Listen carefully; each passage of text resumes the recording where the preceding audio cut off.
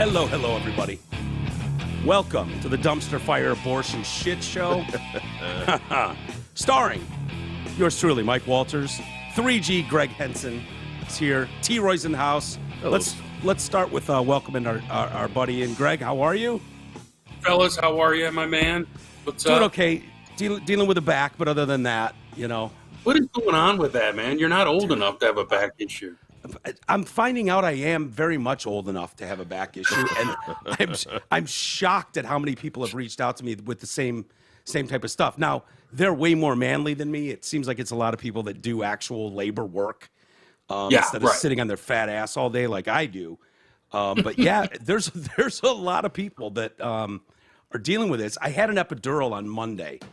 And, you know, from what I understand, they're like, oh, yeah, you could figure out within 24 hours or it could take up to 2 weeks to find out if it did anything to help. I thought it was helping a little, but today was a nightmare. Today's really bad. So I'll go as long as I can sitting here and then. Don't you have any drugs you can take? Yeah, they hoard them, man. They gave me some hydrocodone, but they'll give me enough for like 2 weeks if I really, and I really have to monitor how many I take. Dude, I used to have an addiction problem with these, you know, that I kicked those things a decade ago. And It was brutal. Back then, they'd just go, yeah, here's 1,000 pills, knock yourself out. And now they act like you're a street criminal if a doctor gives you 50 of them. You know, it's a nightmare. But, you know, I actually need them at this point in my life, not just for recreational fun like before.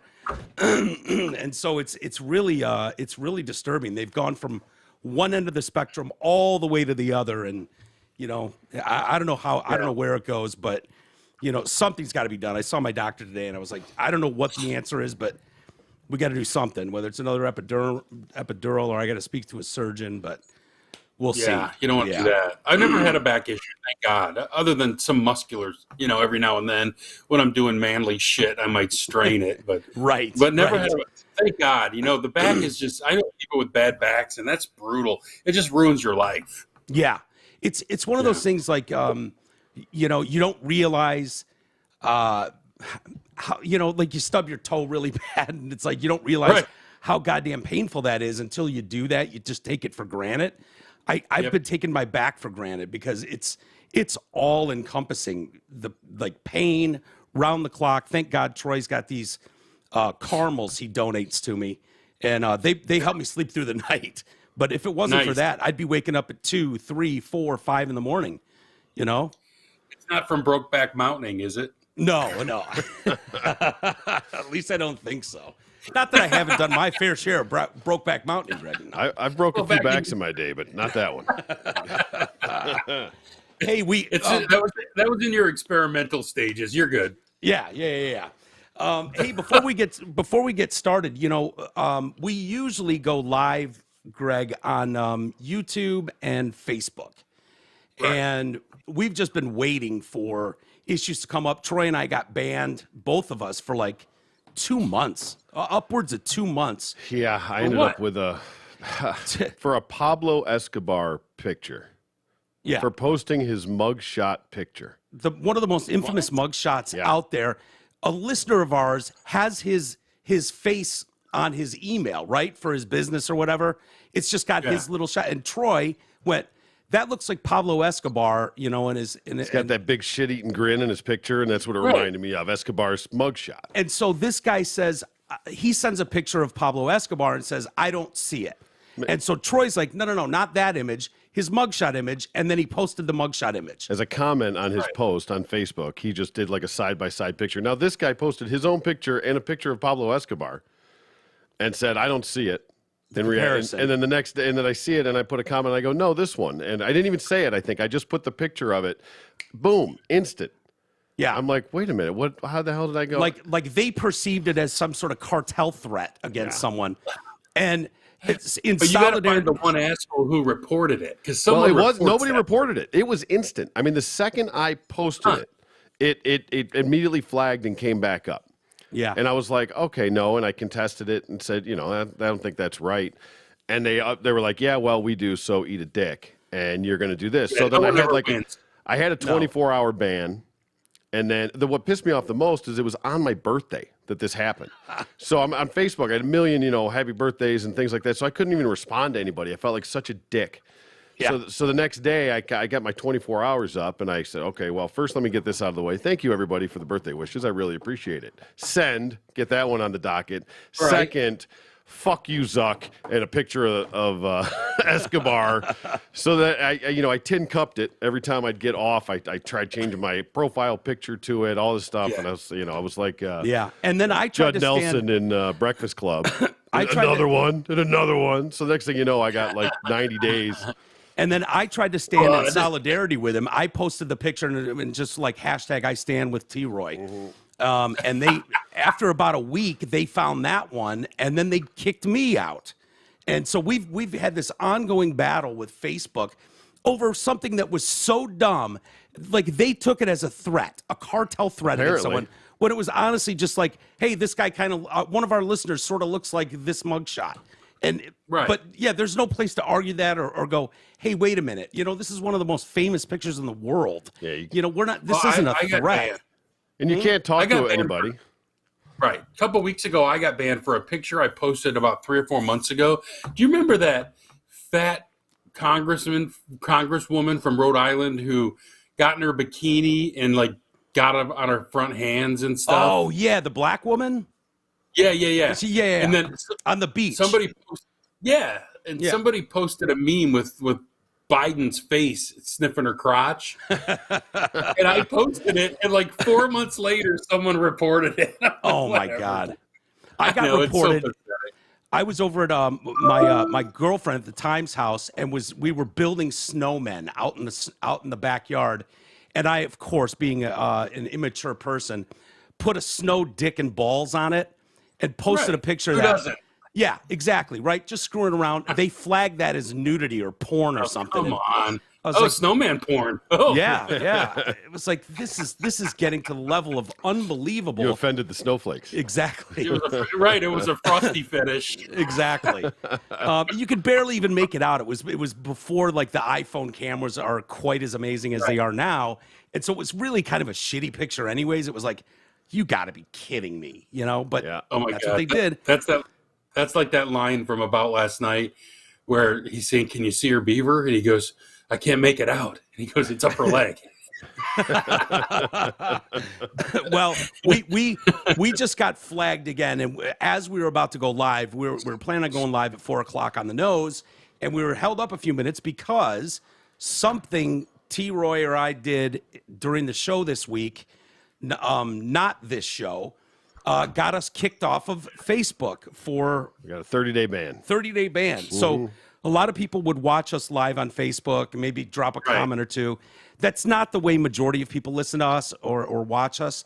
So it's not that big of a deal. But people that are used to getting some sort of an update that, hey, we're about to go live are not getting that now.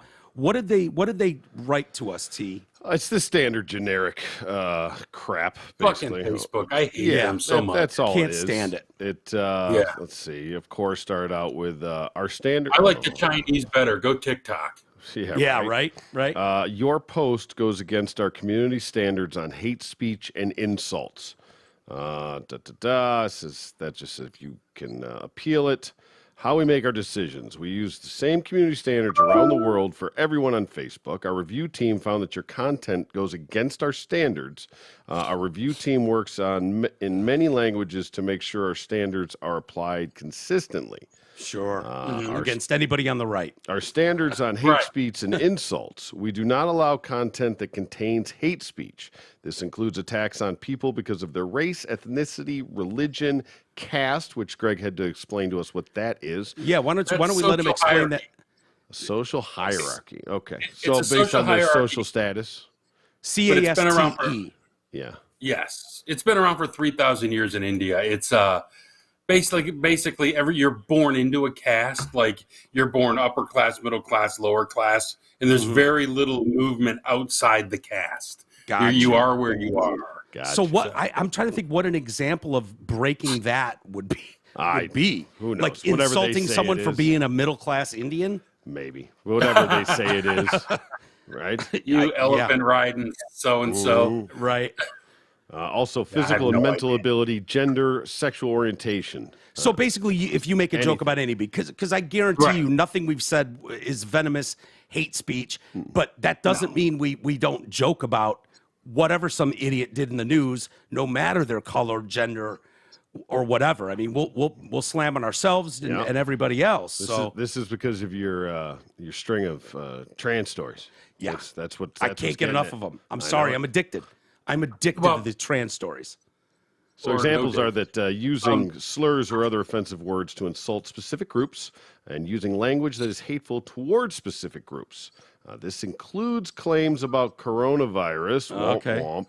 We sometimes allow things we'd otherwise consider hate speech. For example, when someone shares someone else's hate speech to raise awareness about it, unless it's libs of TikTok, or uses a word in reference to themselves. Right. Wow. So even if you call yourself a name, they'll let that go. Okay. So if you're yes. Whatever. So we disagreed with the decision, but I have no hopes that it will be resolved in our favor. None whatsoever. Well, and they don't even have to give you proof. None. We don't even know what the offense was. And I guarantee that I could. By their standards, I could find 50 things that we said yesterday that would be in violation. Mm-hmm. Yeah, it's a catch-all. You can catch anyone doing it. Exactly. Yeah, I don't know where this. I mean, do you remember the good old days of radio, Greg? When as long as you avoided those 7 words, you could creatively say virtually anything you wanted. Oh. TDC's podcast post from TDC Podcast is now back on Facebook. We're sorry we got it wrong. What? I swear to you. It was from yesterday. The mistakes only happen with conservatives. It only happens. They never mistakenly block a lib. No, they do not. Are you shitting me? That's a dub. Should I start streaming on Facebook? Can you? I think I can. Yeah, I think I can. Let me see. Wow, that's amazing. Let me start it late. Incredible. That's a win for the good guys. That just seems like an algorithmic thing. Like nobody monitored something yesterday, found it to be a problem. We dispute it, and then they fix it within 20 seconds. That didn't happen. Right. So this is an automated thing that is doing this, would be my guess. It has not processed through the system yet. It refreshed. I'm trying. It will still will not let us go live. It still says we're restricted for 29 days, but they put the post back up. Is apparently what was the post? It was our show yesterday. That's what it. When I opened it up, that's what it was. It was the show from yesterday. They're on me for something else too. Apparently, I had an interview 3 years ago or 4 years ago with David Koechner, from Anchorman. I can't remember his role, but I did an interview with him and used a picture just to go with the post. Like, here's David Koechner, for those that don't know, actor from The Office and Anchorman and all that. And I just got hit with something now that I owe 250 rubles or something to somewhere in the world who owns that picture. And I'm like, I don't even know if I could find that post if I wanted to take the picture out of it. No, absolutely. No, they can take you to court. Yeah, exactly. Yeah. Sue me. Take me to court. God. Right. It's ridiculous. Mm-hmm. Well, Greg Henson's not banned, so you can, if you would like to follow him on Twitter, Instagram, all that, you can follow Greg at Greg Henson, and it's 3 G's, GREGG. Are you still having fun on social media, or are you finding these traps are too big of a pain in the ass? I'm still having a good time because I feel like I've gamed the system. I can get around that stuff. Yeah. But I'm really I'm more of a TikToker now. I just like to watch TikTok videos. Yeah. That's really it. I think Facebook's a waste. That's more like in touch with family and friends. I'm on Twitter only for breaking news and to tell people to fuck off every now and then. Yep. And then just TikTok. I got some Instagram stuff going, but nothing really. I've heard that you're a notorious blocker. Someone accused you of, yes, someone that listens to the show said, Greg's too sensitive on Twitter. He blocked me. He's a super conservative, super Michigan fan, and he can't figure out why you blocked him. And I'm like, I don't know. Well, I'll ask him. His name's Dan he Vogt. knows. He's a good he knows. He's just playing dumb. People who aren't creative and insult me, I just block you. That's not fun. Yeah. But he probably come on and corrected go, your grammar would be my guess. Or corrected a spelling error, and you were probably like, "Fuck you." Yeah. Or they come on and go, "Michigan sucks, and you're just a slappy," or here's my classic one: "You get fired all the time." Yeah, we're fired once. I mean, what do you expect? I got fired once from 97.1. And I just can't hold a job. So I mean, how is that even an insult? Everybody in radio, they say your career hasn't started in radio till you've been fired. Right. Like that's the saying in radio. They think it's an insult. So I'm like, whatever. You're not even creative. Like some guy was trolling me last week, and I had a shit ton of fun with him. Yeah. I'm like, show me on the doll where I hurt you, you pussy. Yeah. You know what I mean? It's because and then I just stopped talking to him when he was like, yeah, well, you got run out of Detroit. I'm like, no, I really didn't. You forget. I was in Detroit till I was 35 years old. I know Detroit's not a garden spot, but it's home, right? Right. Detroit's home. But I mean, don't act like living in Dallas is worse than living in Detroit. Yeah. You know what I mean? It's not. In Austin and Philly and Pittsburgh, all great cities. Everybody who's done substantial things in their radio career knows that model. It's why guys stay single as long as they do, don't have families. Yep. You sacrifice a shit ton. I got really lucky in a stable situation with, such a big and successful show. Otherwise, that would have been my thing, is bouncing around the country like everybody in radio does. I mean, that's what they do. The best part about radio is bouncing around the country. I always wanted to live in other cities, and I was lucky enough to live in some really good ones. I've had opportunities to go to other ones. And I have friends all across the country. I've gone to stuff I've never thought in my wildest dreams I would have been at, and I think that's important. I think you gain a certain sophistication in your life when you move and get out of your hometown. A lot of people grow up and live and die within 30 miles of where they grew up. Yeah. Yeah. And I didn't want to do that. I kind of got into radio to move a lot. Didn't want to do it after I had a wife and kids, but she's game, I'm game. Kids seem to be fine with it. Yeah. So it's kind of exciting too to find yourself, during COVID was really when I was gone and spent months in Arizona and then spent a year in California and just kind of settling in and seeing the differences. Who'd you stay with? My family. I got my brother's in Arizona. My sister and my parents are in Northern California. So I gotcha. Yeah. So when COVID hit, I was planning on going away for a couple months, but it turned into a year and a half, and I just kicked around, between Northern California and Arizona, and had a blast. I love it. I love it. Are there? How quickly do you realize, like, oh my God, I've gone to places in the country that I would never want to go again or live in, or places that surprised you? All of them had their positives. I have a strict philosophy, though, that I don't want to go backwards. Like, I don't want to go back to Pittsburgh or Philly. Nothing wrong with them. Been there, done that, though.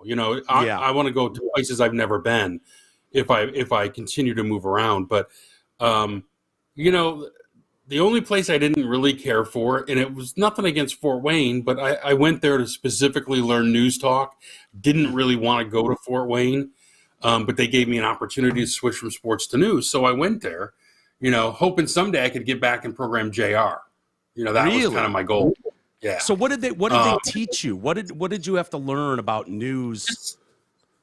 Well, number one, you got to have it on your resume, in order. No one's going to give you a top 10 news talk station if you've never done news talk. So you go there and you learn how to image a news talk station. You learn how to run the news operation, It was really just content shifting for me, because sports stations are run a lot of the same ways. Mm-hmm. But sports people are looked at differently, believe it or not. They're looked at as less serious than news talk people. News talk people take themselves very seriously, some of them. Yeah. And, so you had to learn that. You had to learn about the culture of a news talk station, how to talk to talent, because they're all insanely talented, but weird. You know, just like Stony Wojo. Yeah, they're all crazy. Yeah, and so am I. Anyone on the air is a little bit nuts, but you know, that's the only place I wouldn't want to go back.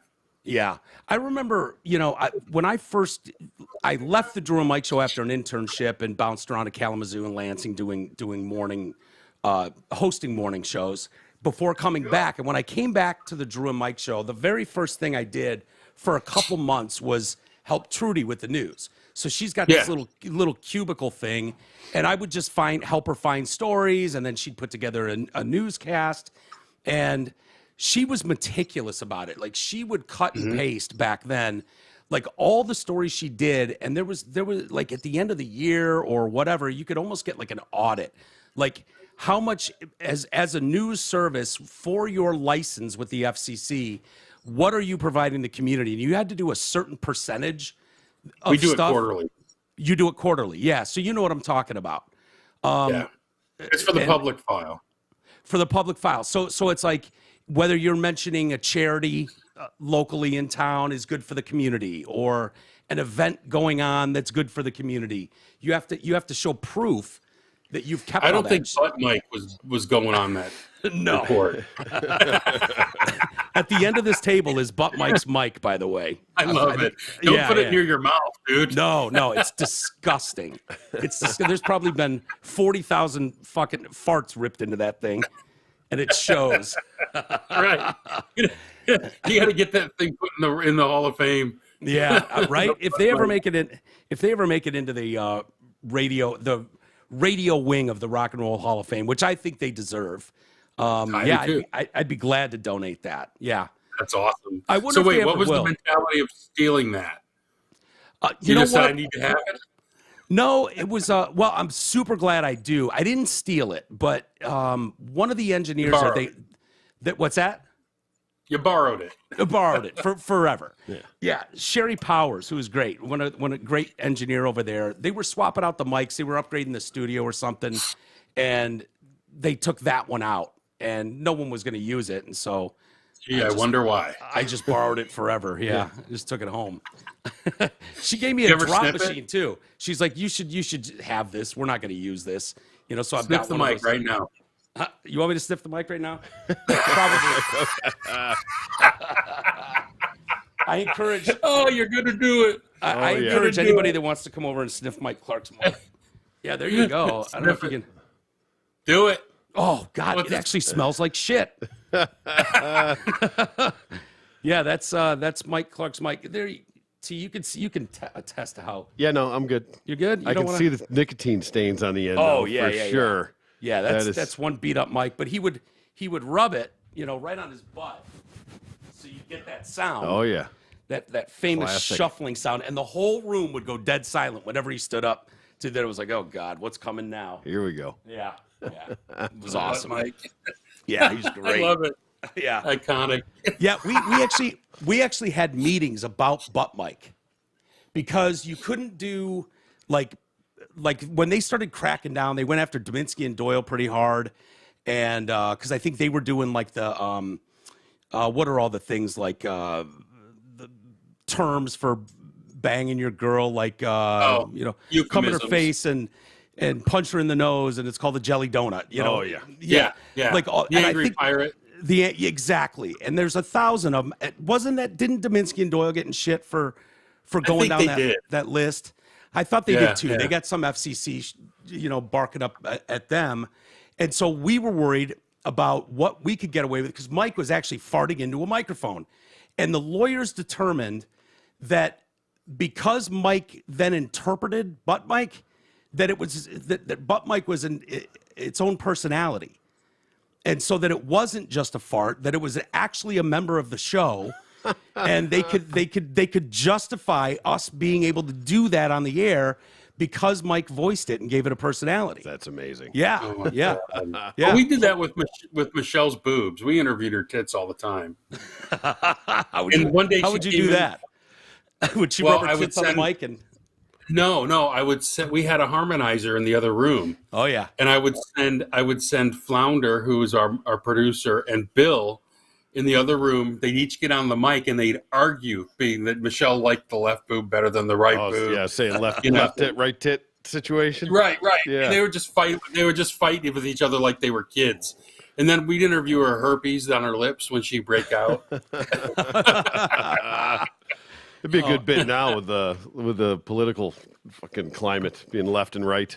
The tit. Yeah, no kidding. You know. Yeah. Did she have nice titties, or is that how it sparked, or? If you like old broads, yeah. No, I'm just wondering about size, cup size. You know what? I honestly never noticed. What? I never paid attention. Yeah, you're the boss. You're the boss. You can't answer that question. But no, Michelle was always up for anything. She's just hilarious. And Gamer. Yeah. And her standard response was, "You idiot." That's what she calls me all the time. You're an idiot. Yeah.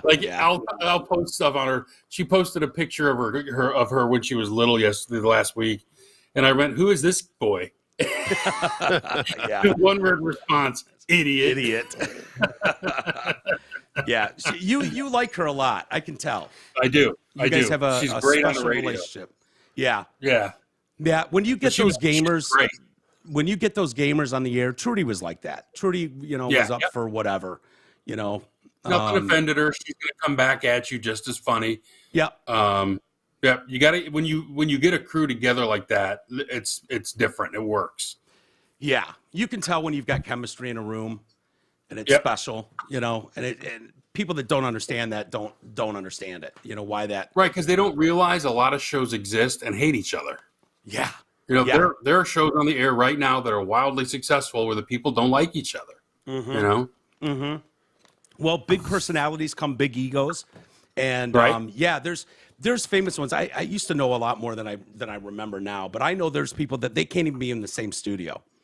But Drew and Mike got along, didn't they? They liked each other. They did, yeah.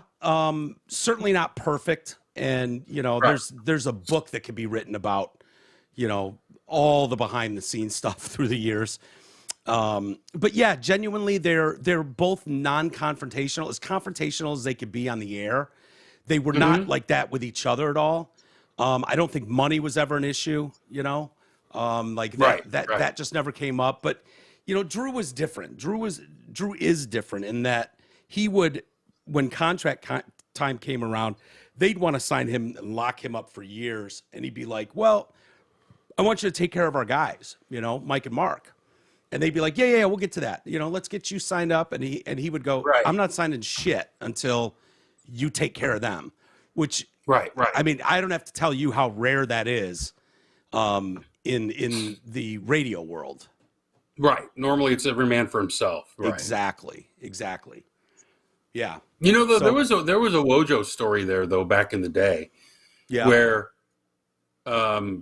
they were offering him money, a good raise, and he said he saved Jamie Samuelson's job. Yeah. He basically said you needed to give him some of that money, and they did, and it was cool. It was because I think he was going to leave us to go to JR. Who, Jamie or something or Wojo? Jamie to do sports updates. Yeah. And so he was kind of taking a step back in his career, but they were going to pay him more. And then Wojo kind of stepped up and then very generously said, we need to give some of this to him. Yeah. So we can keep great. it. So that's great. It was great. Yeah. And who are they discussing that with? Because you're the boss at that point, right? Yeah. But my boss had to approve that. And I don't think they ultimately did it. They just gave Jamie a raise. They didn't take Wojo's money. Yeah. But it was just like I know JR is, famously a big, powerful station, but doing a talk show where you're I don't know how many hours they were doing, 2-4 hours a day, whatever it was. Why you would want to go give sports updates? Like, that sounds horrible. Well, if they're paying you more. But he was really young. He just needed more money, and he, wanted to make more money, I think, and thought that maybe getting into JR, because they still had the Tigers and the Red Wings at the time. Yeah. I think they were selling them on doing sports rap, at some point, and that kind of thing. But he ultimately stayed, and they didn't take money from anyone. They just stopped being cheap. Yeah. And like I said, Jamie wasn't even 30 yet, probably, when that was going down. So he just saw money, and I don't blame him. And those guys did well over it. I mean, you guys were paying talent pretty big dollars at that time. Oh yeah, Stoney and Wojo were doing great. Yeah, they were doing great. Yeah. Anyway, so what do you got going on this weekend? You excited for anything? Actually, I'm just sitting around watching football this weekend. No hockey, no traveling, just staying home, man. And we got beautiful weather, 75 and sunny with no humidity today. Wow. I actually brought my jacket with me because it's a little nippy. Yeah. I'm still wearing flip-flops, but it's chilly. Yeah. It was 44 degrees when I got up and went to work this morning. Yeah. Oh, my God. I actually turned the air off. The house was freezing. I was like, oh, my God, the air's still on. But, yeah, we had a gorgeous day, too. It was like 65 and just blue skies. Yeah. Wednesday was 88, and Thursday was 60. Yeah. That's not, and then it came here, and it rolled right through into here today. The temperature started to drop last night, so it was beautiful. Just a nice night to sit out on the deck, without sweating. Yep. It gets hot as balls in Richmond, doesn't it? Oh God, yes. Yeah. But it gets cold, but not fucking cold. Like we'll be in the 30s, 40s, and 50s all winter. Get one or two little snow dips, but nothing like up there where your boogers freeze. Yeah, that's really perfect. Like I love Northern California for the winter. Yeah. Or Arizona's awesome in the winter. Michigan just sucks so bad. Like it's never. You forget. It feels like that. It's like summer blows by in a blink of an eye, and then winter it feels like is here for an eternity. And it really isn't but a couple months of really harsh. February, for being the shortest month, feels like it's about 6 months long. Yeah. Well, and you're not out of the woods till Mother's Day with snow. I mean, it's insane. It doesn't really get warm till June. Yep. Yeah, it's terrible. I wouldn't mind being one of those like South Carolina, Virginia, where you get you experience all the seasons, but you don't get the harshness like we do here. You don't get. It's not that the ground doesn't freeze here. Yeah. Just put it that way. Even when it snows, it's gone in 2 or 3 days. Does it shut down down there when it snows? Yeah. An inch of snow. An inch of snow and everyone's in a full-blown panic. Yeah. Not as bad as Texas, but, No, I was in Texas, too. Yeah. What I remember, because I was actually born in Texas. Okay. I remember just briefly getting it frosted over.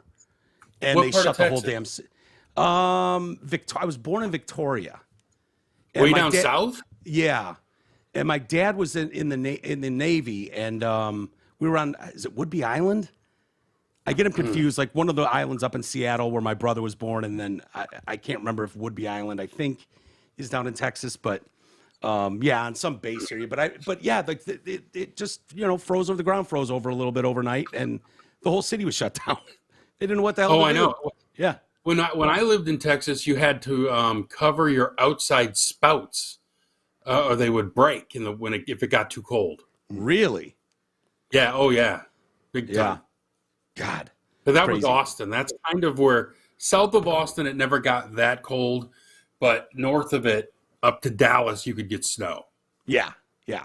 Well, they got that one a couple of years ago that shut that whole place down. Split town. Yeah.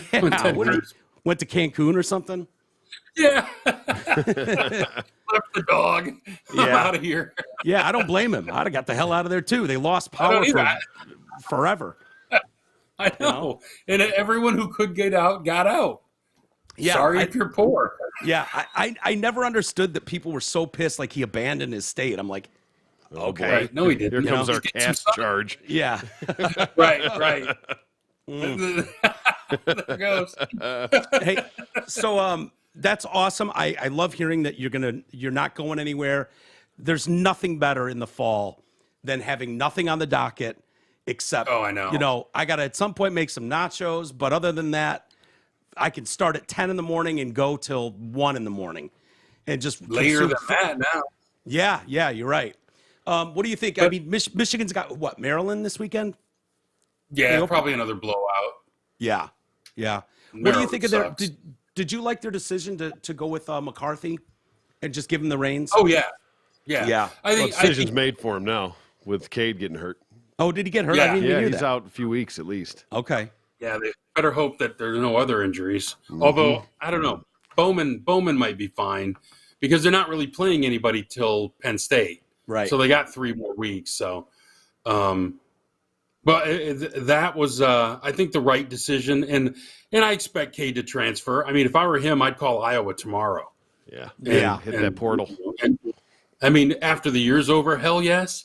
And unfortunately, this is what happens at schools with good programs. I mean, look at all the 5-stars that transfer away from Nick Saban's programs. Right. But what he does is he stacks 5-stars, knowing 1 out of every 3 is going to bail.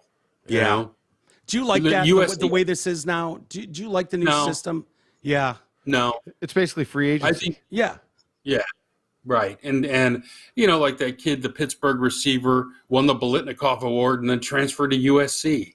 Yeah. And it's like, what the hell are we doing here? If you're going to make it a minor league NFL program, people won't watch.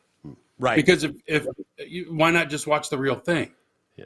There used to be extenuating circumstances, right? I mean, like coaches changes, things like that. There was times that you could, but now it's just free. It's a free for all. Yeah.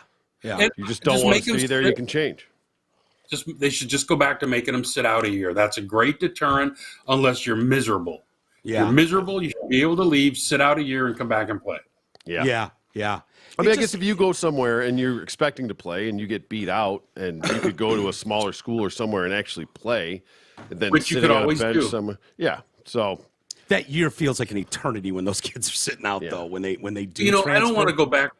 I don't want to go back to the days where you would just stack guys with 100. Michigan used to put 115 kids on scholarship, but they can't do that anymore.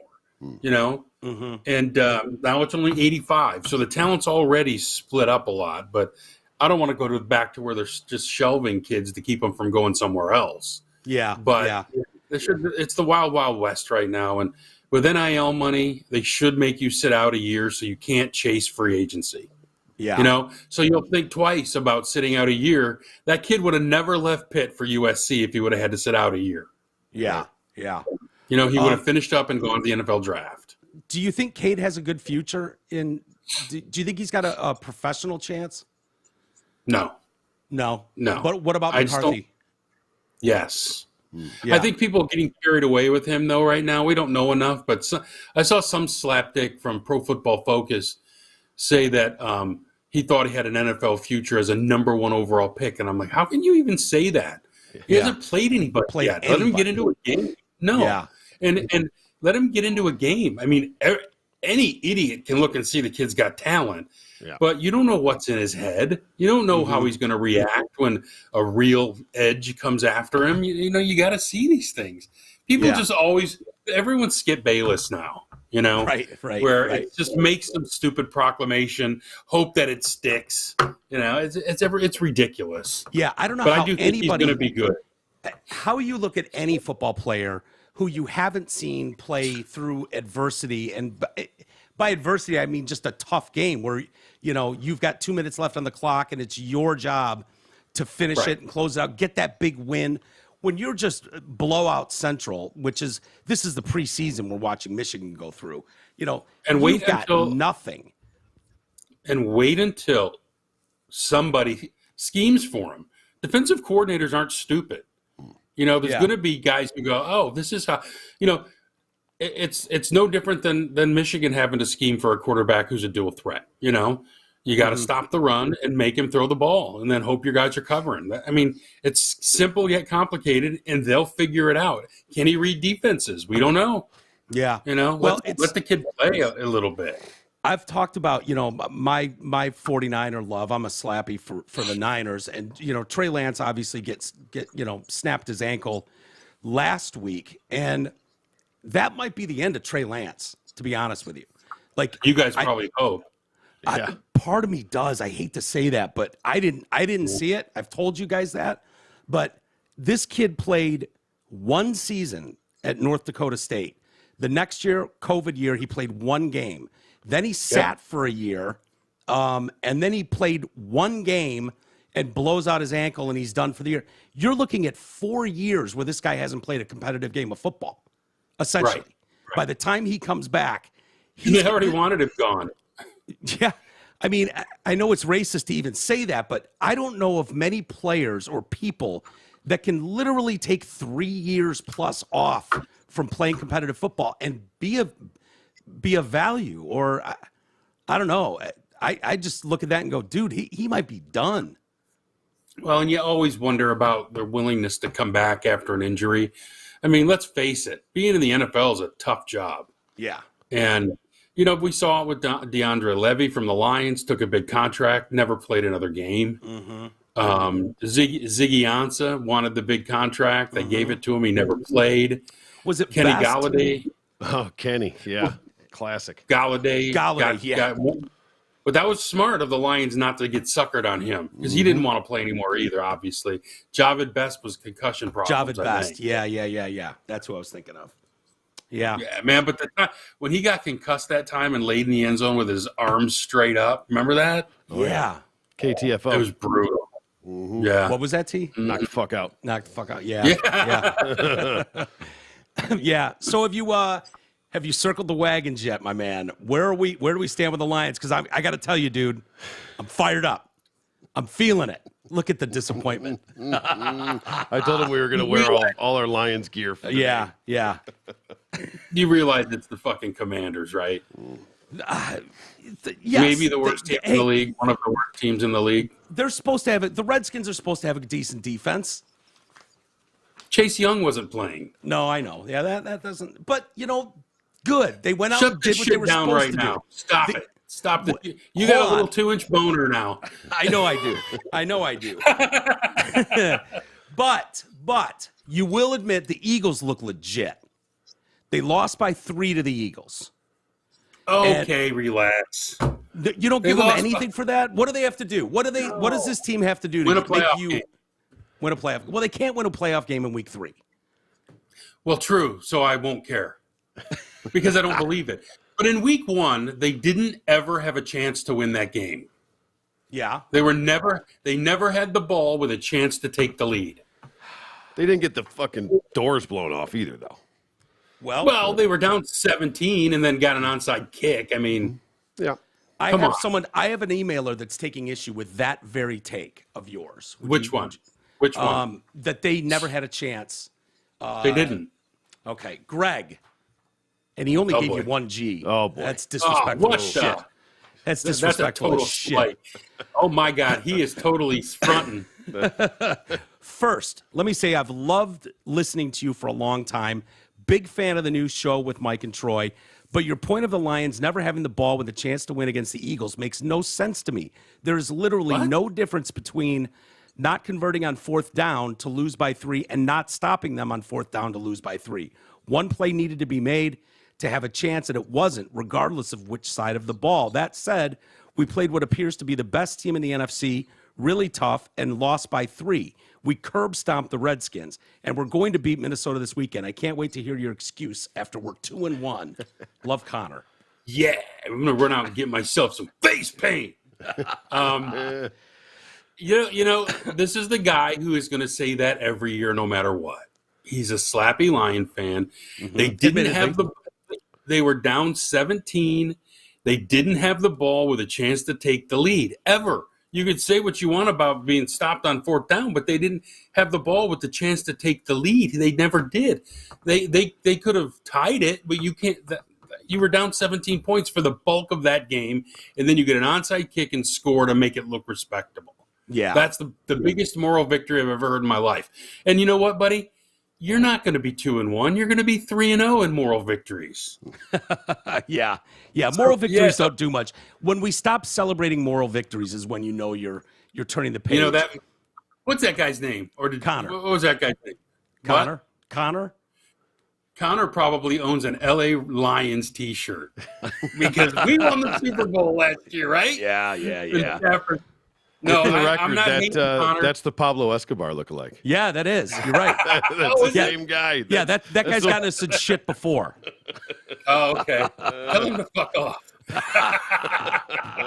Well, you just did. I'm sure he's listening. I'm not mad at him for loving his Lions. They're my team too, but I'm just not buying it ever. So what does Sundays look like in your house?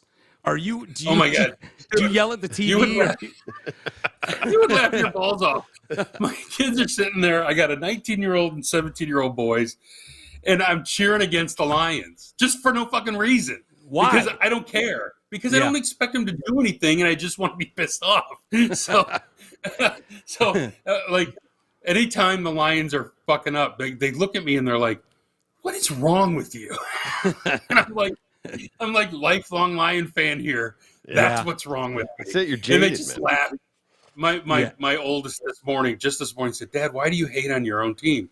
I said, "Because they hate on me. They don't love me back. The Lions have sucked my whole life, and I'm pissed. And the only way they get me back to cheering for them again is when they when a playoff game. Now, it wasn't always this way, children. Back in the day, we would go do these Monday night football parties in Pontiac in one of the bars down there. Pack the joint, and it's against the Cowboys, right? And me and my buddy, we were roommates at the time. And then I said, let's get out of here. We'll go home, get some beers, and that way we don't have to drive. So we're driving down M59. The Lions kick the field goal to take the lead. We both stop our cars, and we jump out, and we're hugging in the middle of M59 going, yeah, we're finally going to beat the fucking Cowboys. And we get home, and they lost. And I'm like, you know what? Fuck them. Fuck them. I'm over it, man. You're done. So I was a season ticket holder, man. I was into it. Didn't you get free tickets from the radio station? I mean, I would think you guys hated it. Really? Oh, they hated it. They hated us. But didn't the station have season tickets? Probably. I would assume you guys. We had some. Yeah, we had some, but we were a skinflint operation in the early days, and I had season tickets because they were so cheap.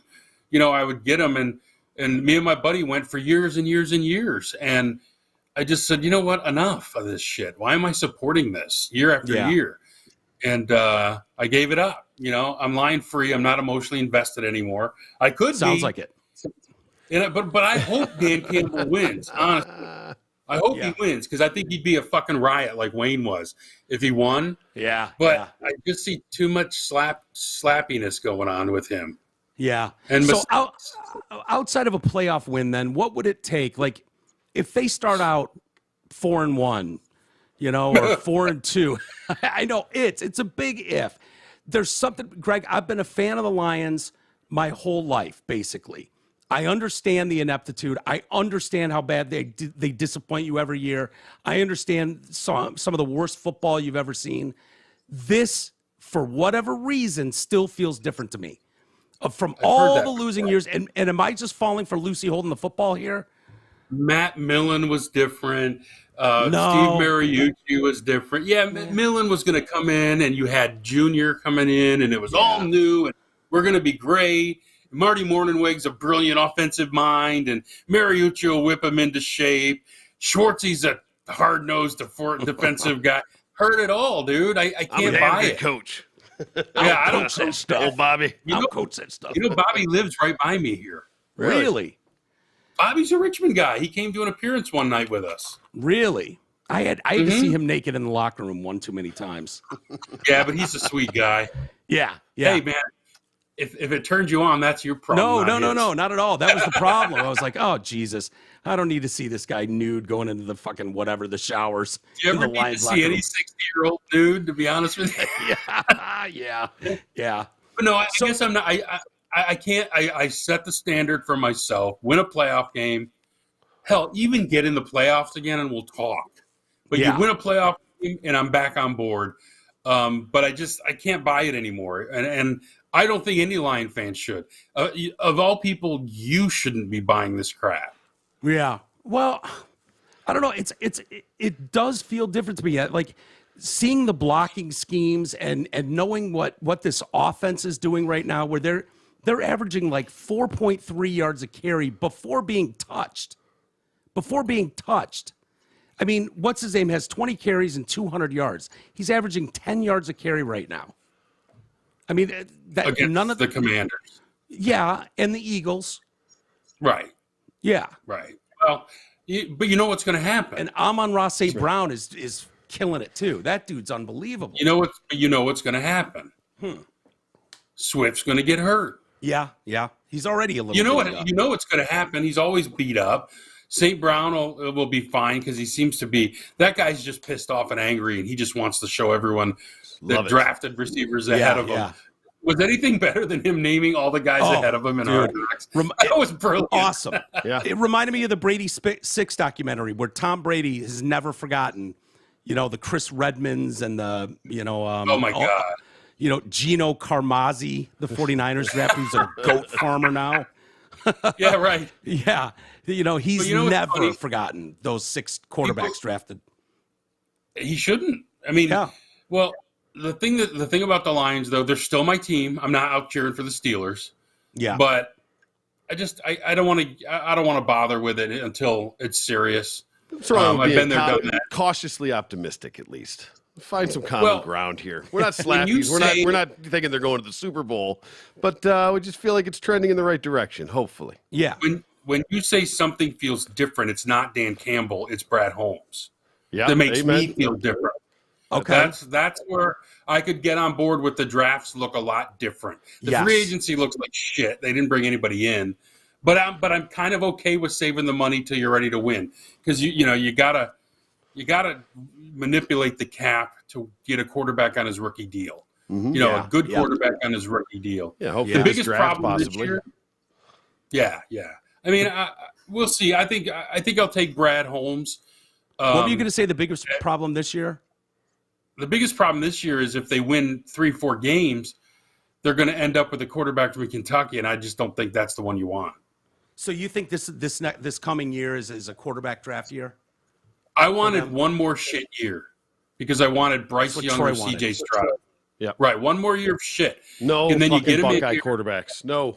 Yeah. Well, I wouldn't take him either. Yeah. I don't even know if I'd take Bryce Young, but I wanted one more year. You put him on a 4-year deal, and then in his 4th year, you hope, like with Mahomes, you win a Super Bowl.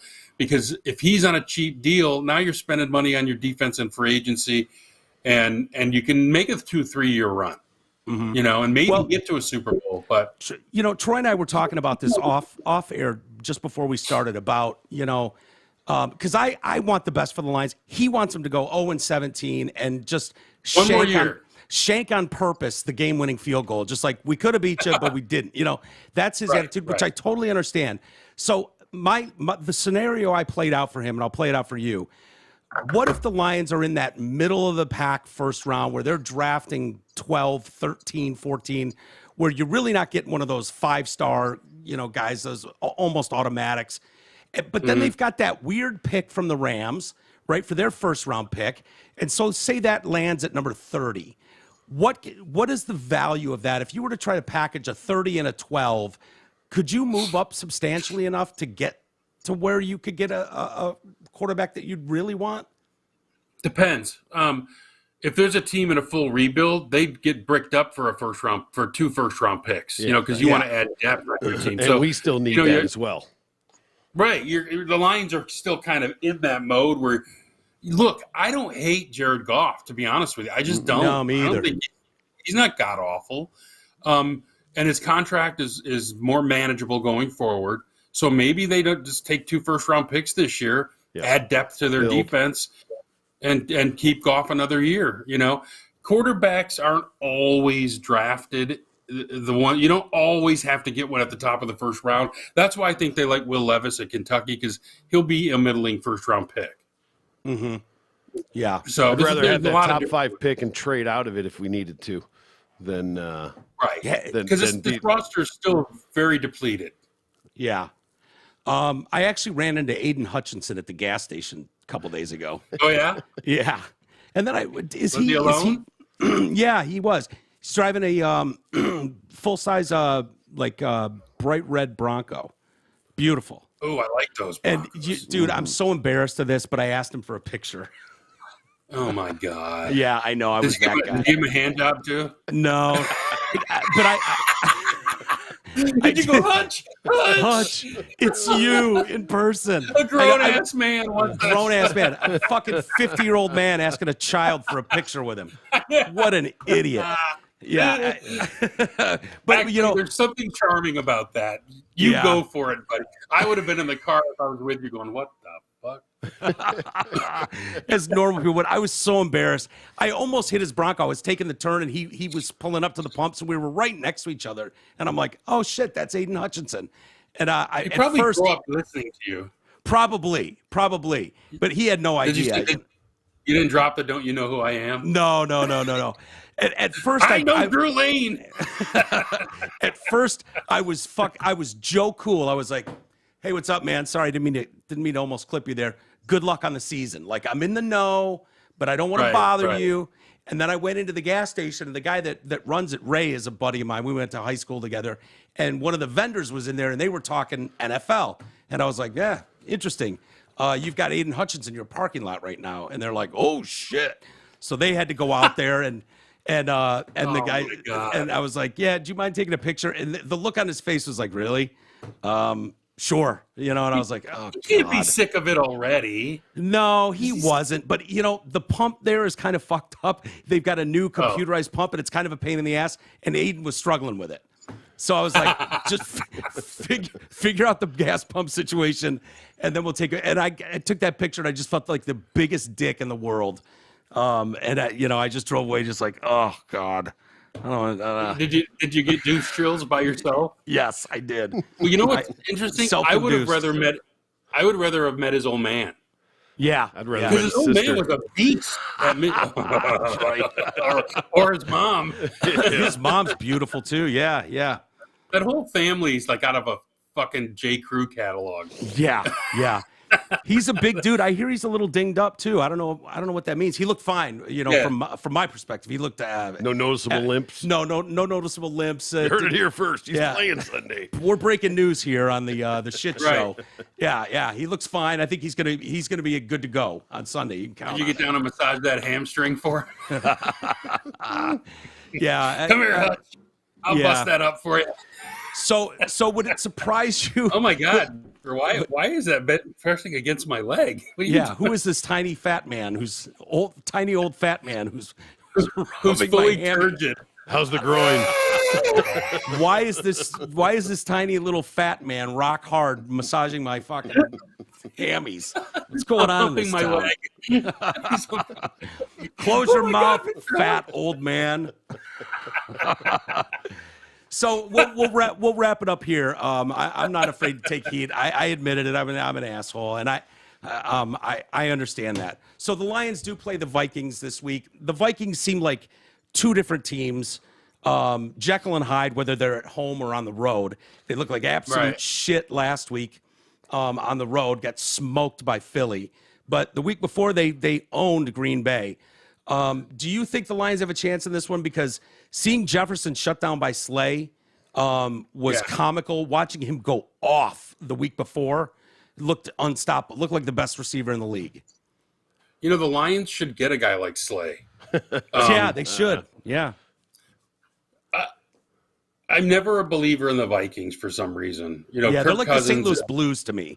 They are. They're now like that Zimmer's gone, it might be a different story. They're non-playable characters in my book. They're just not, NPCs, man. They're just there. Yeah. I think the Lions have a shot. They'll probably lose because it's on the road and it's a bitch to win on the road in the league. But, we got to see how these kids perform when the big Viking horn starts blowing, Right. You go on the road. Going on the road's tough. Yeah. Well, it is. We talk about it all the time. Do you know?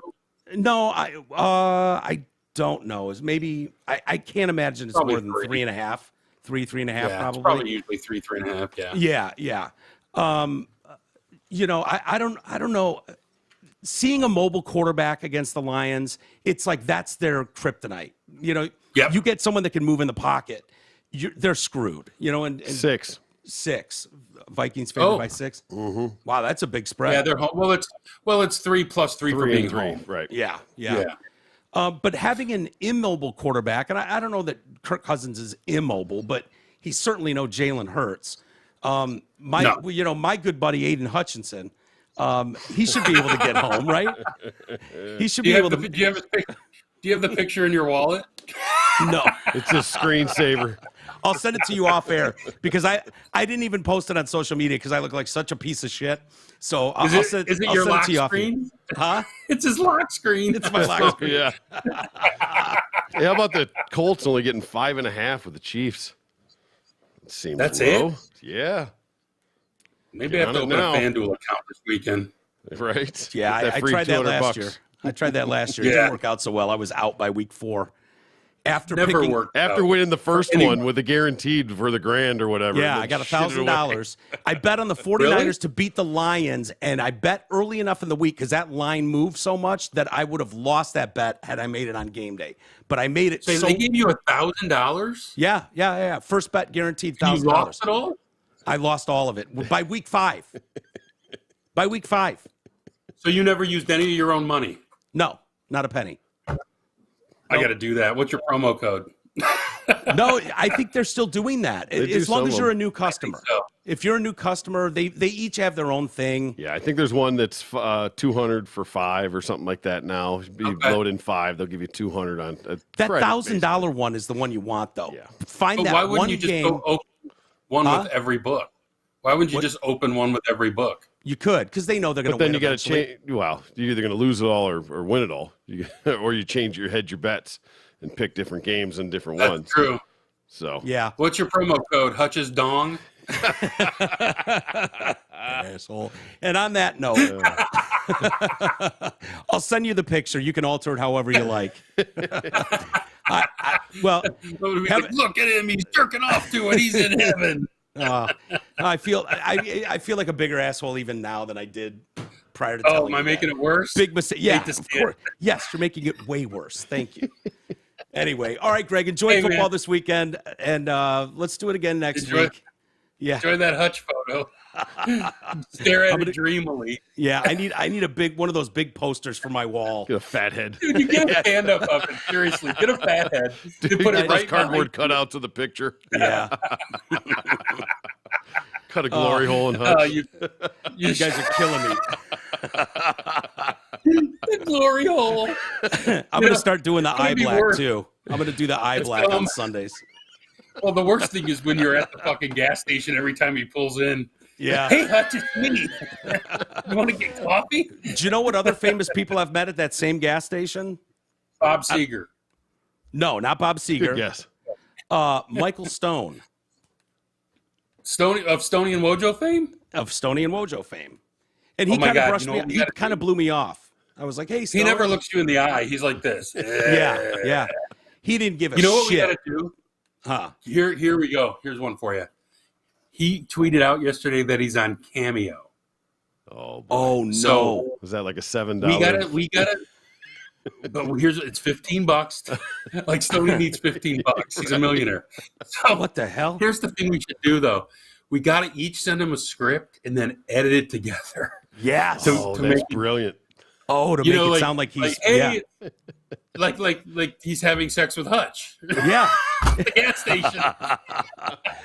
Will he do a script read for you? Or does he just do we got to come up with something where we take all three of ours. Right. Yeah. And it'll sound normal, but if we pull one line that says, "Hey, it's Stoney from blah blah blah," and then T. Roy says something about I'm a hunk of man and I like dudes or something. Yeah. And we could just piece it together. Yeah. I'm very good at that. I put on his thing. I said the possibilities are endless. Yeah, with Stoney doing. But I guess all those guys at the ticket are on Cameo now. We should really. We got to get money if you can get it. We should definitely do that, and then we'd have to get him on the show to play it for him. Right. He'll come on. Stoney's fun. Sure. He's a good dude. He won't look you in the eye, but he'll come on. That's okay. That's all right. I like all those guys. They're all good guys. Wojo's a great dude. Yeah. But all right, buddy boy. We gotta punk Stoney though. I love it. Great idea. Yeah, we should definitely do that. I'll start thinking about it. You start thinking about it too, both of you, and we'll put together a script that and then we'll send him. And no one tell him. If you're listening to this, don't tell him. Right. Don't rat us out. Don't run to Stoney. What the hell? Yeah. Some asshole will do that too. There's something about the Lions blowing a big lead. Yeah. We'll turn it into Stoney blowing Hutch. Yeah, exactly. Hey, as long as you leave me out of it, I'm not blowing Hutch. That's all I care about. You already did. Yeah, right? You're not. That's all right, buddy. Have a great weekend. Enjoy the football. It's great talking to you. Great seeing you. And we'll do it again next week. All right, guys. All right, pal. Take care. See you, bud.